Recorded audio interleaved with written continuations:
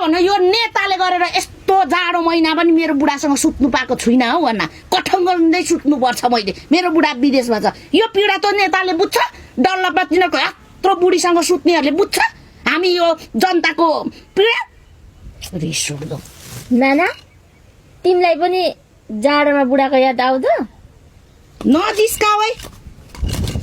आउँदो रहेछ कसलाई आउँदैन आउँछ नि ती चिसो हुँदैन बुढा भयो भने त खप्पै खुट्टा लाएर सुत्नु पाइन्छ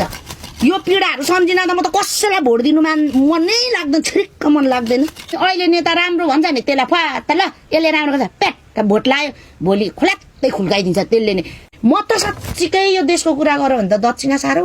रिस उठ्छ हौ साह्रो रिस उठ्छ म त भोटै दिन्न भन्दैछु जुन गोरु आयो कहानी चिरेको कि के भन्ने उखान छ नि सबै आयो उही फ्या हो क्या सबै एक दुई दिन चुमुक चुमुक चुमुक चुमुक चुमुक गर्छ नि छप्प पैसा आएपछि उखानै छ नि